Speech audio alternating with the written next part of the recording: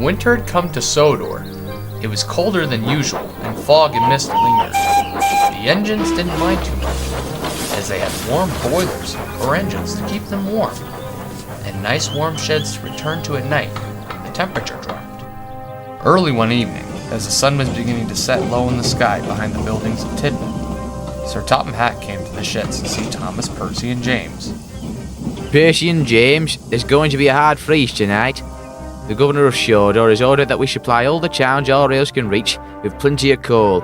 I need you two to do it. Of course, sir. I'd rather not, but if I must, I must. Good. Sir Topham Hatt said firmly, and he left back for the station. I'd be careful, you two, or else Scary Jack Frost will get you. Pah! Jack Frost is not scary. He's just some made-up nonsense people use to explain why windows get frosty in the morning. What's so scary about that? Oh, he is. Because I'm not talking about that Jack Frost. Well, what are you talking about then, Thomas? Well, Thomas began, casting a look towards the dark clouds overhead, beginning his story. Long ago, on a railway far away, there lived a little shunting engine called Jack. He worked at a coal mine, and every day he would bring trains to the big yard on the main line to be taken away, or to refill the large coal bunker the big engines used. They laughed at him, and always looked down their nose at him. Being a small shunting engine used at a filthy, grimy coal mine, they felt their position immensely outweighed his. Get a move on! I need plenty of coal for my express. A big engine ordered. Maybe if it didn't take so much, there would be plenty of coal. Now, if you'd ask anyone, Jack was normally an even-tempered engine, gruff but friendly. But when it came to the bigger mainline engines, he had a strong anger towards them. He saw how they treated little engines like their slaves, or simply sub-beings who deserved no respect. They worked in an industry as a private engine. Loud shouting matches were a common sight whenever Jack entered the yard, usually with a long train of coal trucks, and some snobby express engine was always there when he did, ready to belittle them. This would soon begin a chain of events that was leading for trouble. It was the beginning of a brutally cold winter night when Jack huffed into the yard with a train of coal. It was late, so the engine crew decided to leave Jack in the goods shed before heading home. Jack was sleeping soundly. So soundly, he didn't hear the shed doors open again. Outside, a big tender engine was waiting. The fireman looked back. Looks like this spot's already taken. It's fine. This vermin shouldn't be in the shed anyway. We'll shunt him out of the way. The crew tried to argue, but the big engine put up such a fuss they had no choice. Jack awoke the moment he felt the biting cold wind hit him. Hey, what are... Silence, vermin! If I catch you in a shed in this yard again pretending you're a proper engine, I won't hesitate to throw you into the sea! He shunted Jack into the rear of a waiting goods train, and then retreated for the sheds, his defiant smirk only being cut off when his crew closed the doors. Out in the open, the wind howled around Jack's frames, sunk down his funnel and into his boiler. The light warmth of his boiler was enough that the swirling snow melted and then froze all over Jack, becoming an icy mask as icicles formed along his face, from his funnel, and from his frames. The cold wind swirled up his firebox grate and down his flue pipes, chilling him inside and out. As the night wore on, Jack got colder and colder. Soon he felt a great discomfort forming alongside his boiler. You see, when water freezes, it turns into ice. And when ice forms, it expands. This can happen if you're able to place a bottle of water into your freezer. The ice expands bigger than the bottle itself. And like a water bottle in the freezer, one of the two things happens. The container expands to contain the ice and stays intact, or it bursts. Unfortunately for Jack, this was the case.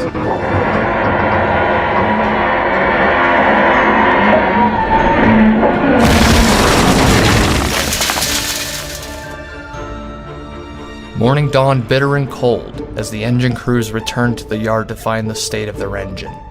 Jack was frozen in an icy cast that clung to him all over. Long snaking icicles snaked down from his foot plate, around his cylinders, and over his axles to freeze him right where he stood on the tracks.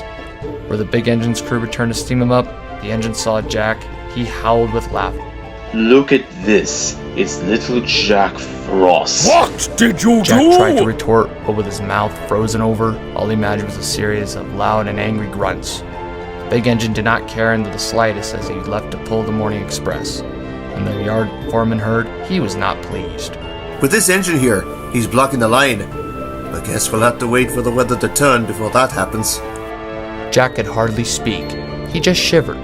The mine had to borrow another engine to do his work, and the big engines there just laughed at his misfortune. Jack said nothing. He just glared coldly through his icy mask. Weeks went by, and the weather stayed frigid. Eventually, the yard foreman grew tired of Jack's presence as he blocked the line.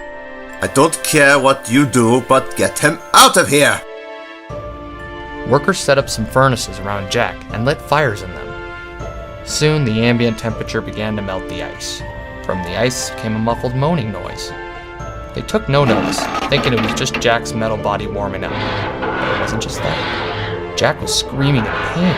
After being stone cold for so long, he had become used to the icy cold. If he had been allowed to defrost naturally, he would have been okay.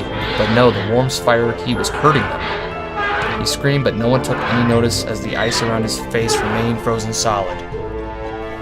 Soon, the ice around Jack's wheels had melted to where an inspector could see the damages. He surmised that the damages were too great, and that the coal mine decided the only thing they could do was sell Jack for scrap and use that money to purchase a new engine. Jack was taken away to be scrapped. All the while he was screaming and moaning, but no one took any notice. They and the whole town took notice when the moment Jack's ice mask melted off. His horrible screaming could be heard in the small scrapyard he'd been taken to. It continued for hours as the scrapping took some time. The screams continued until eventually there wasn't enough of himself for Jack to exist, and his pain scream died off as his life slipped away. The silence was deafening. Only the sound of the wind could be heard as a new wave of snowflakes drifted from the sky. Winter soon ended and gave way to spring and summer. Fall came and winter returned.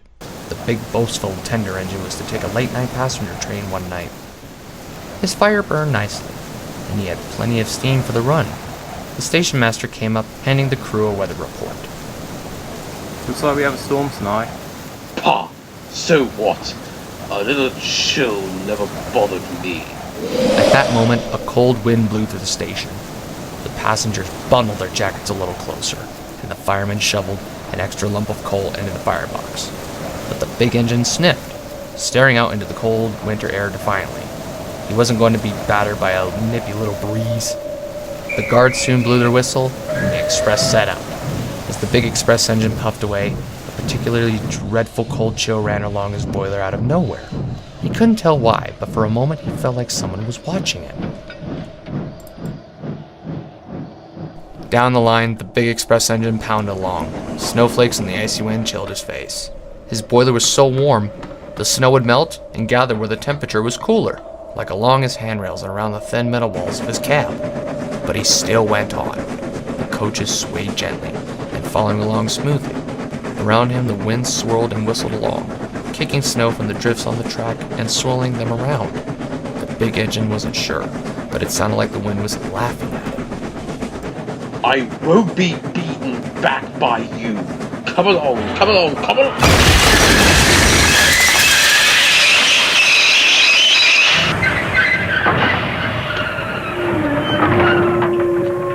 The train shuddered and rocked violently before stopping hard on the rails.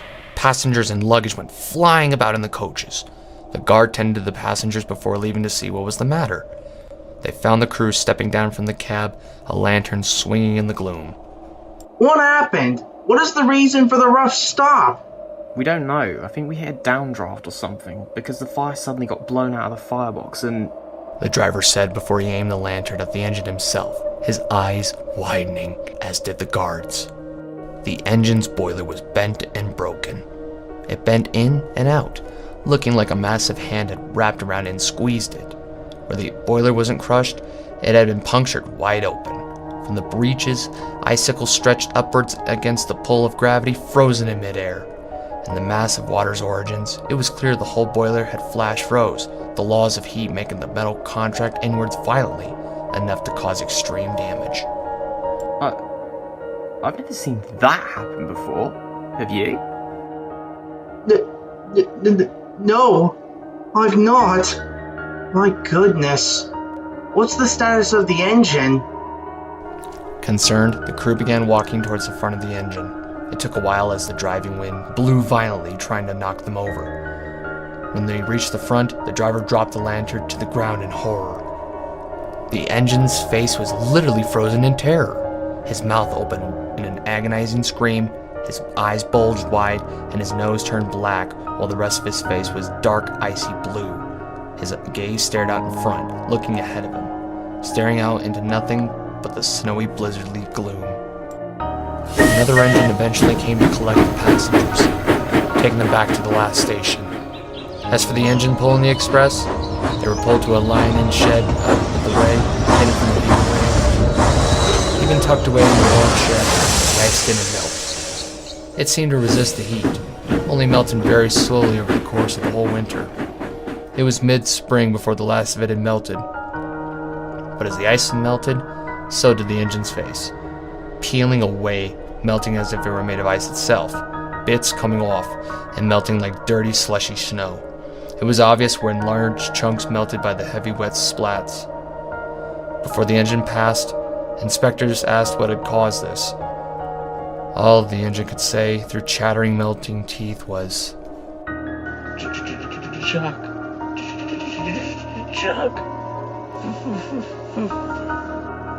Frost.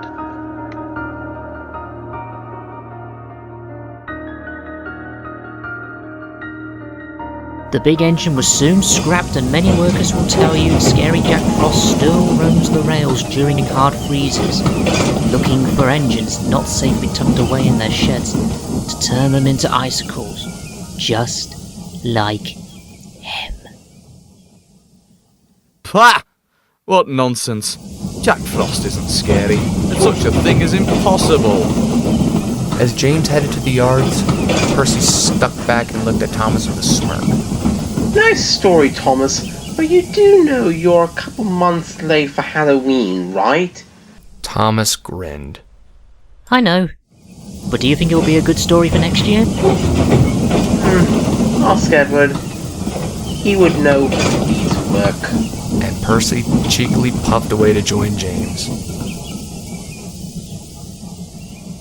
Night fell and low-hanging mist formed where the rails passed close to the sea. James shivered as he rolled along with his train of coal.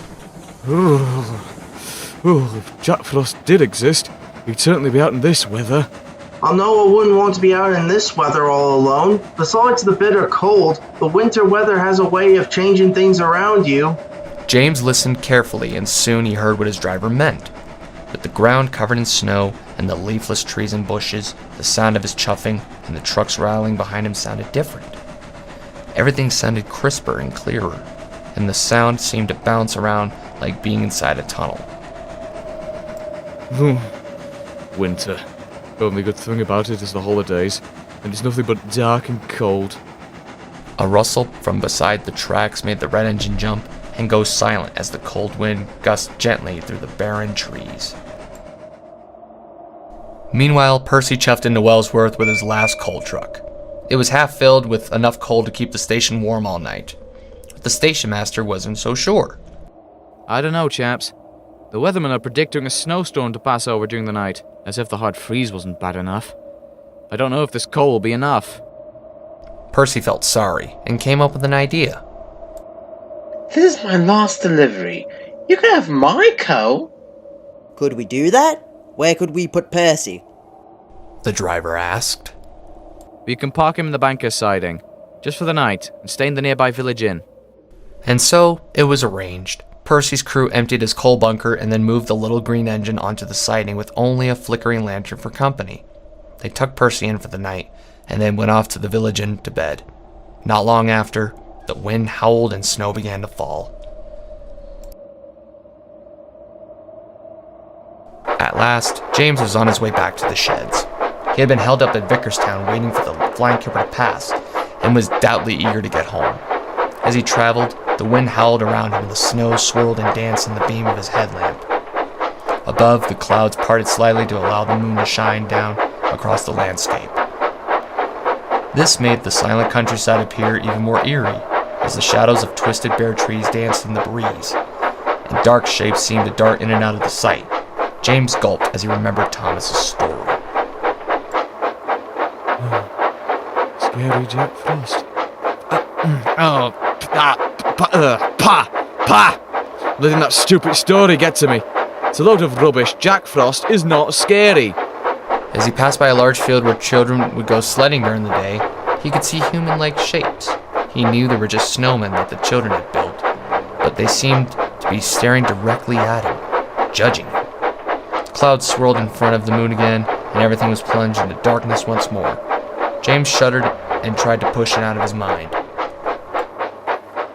Soon a red light blinked in the darkness. Red signal? James came to a stop near the signal box and waited. His crew huddled closer to the boiler as the firemen shoveled more coal. They waited and waited, but the signal stayed red. Quickly, James got impatient and gave his whistle a blow. Over the wind, his own whistle echoed and warbled oddly, when suddenly he heard something in the patch of darkness just behind the signal box.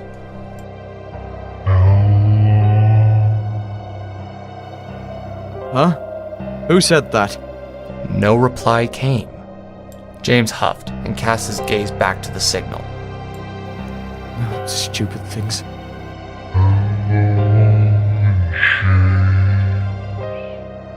James looked around.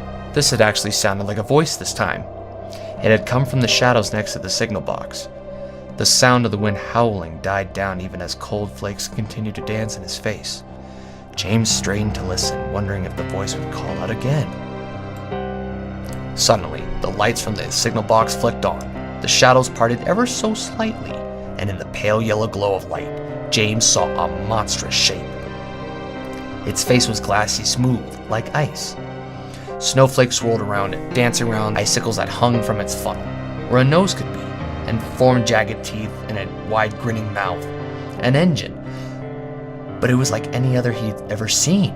It couldn't be, but what else could it be? Hello, James. It spoke in a voice as frigid as the snow, and creaking like the sound of ice cracking. Scary Jack Frost!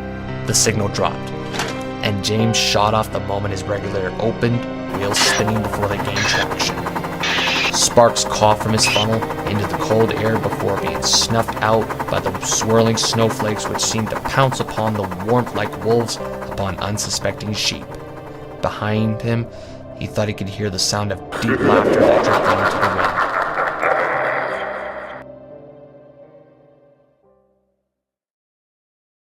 Oh my dear, it seems Jack Frost really got you. Percy stirred and opened his eyes, which felt heavy as lead. The sun was shining on the beautiful white snowy day as Elizabeth, the Fat Controller's old steam lorry, stood nearby as his crew pulled sacks of coal from her bed. He tried to speak, but his lips refused to move. That was when he noticed what had happened. His whole face was covered in ice and snow.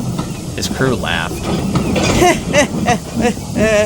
You look like a polar bear, Percy. Or a yeti. Percy just shivered. His crew quickly built up a fire, and quickly his icy mask melted away. With a cheerful whistle to Elizabeth, Percy steamed back to the sheds. When Percy arrived back, James was talking loudly to Thomas. But I did see Scary Jack Frost. He was all white, with a big spiky face with sharp teeth. Oh, James. I made that story up. Thomas laughed before chopping away. But I really did see something. He even knows my name. Maybe you saw Percy. The weather got so cold he looked like an abominable snowman. James looked over and scowled at Percy. You little green caterpillar! You have nerve to pull a prank on me like that! Percy looked puzzled. I've stayed all night, James. I don't know what you're talking about. Oh, very cute. He's denying it after being caught out. Typical shunter. James, I slept the whole night away and woke up with the ice mask, unable to say a thing. But you didn't call out to me while I was asleep, didn't you? Signal? If you had, James, I think you would have known if it was me. Wellsworth keeps their station lights on till late at night. Well, Wellsworth? But the signal stopped me at Marin, which was where you were. Weren't you? Percy had no answer to give the red engine. He couldn't have been in two places, and James knew this. He went visibly pale and scuttled off to the cold chute in a rush. For the rest of the winter, some engines never let James forget about scary Jack Frost. Though the red engine always insisted that he'd seen something in the pale yellow light of the signal box, even if he found himself doubting himself. Had it been real, or had the big red engine simply imagined it? Whatever the case, the following winter, James always made sure to top off his tender with plenty of coal. He said it was for hard work, but I don't think that's the cold, hard truth.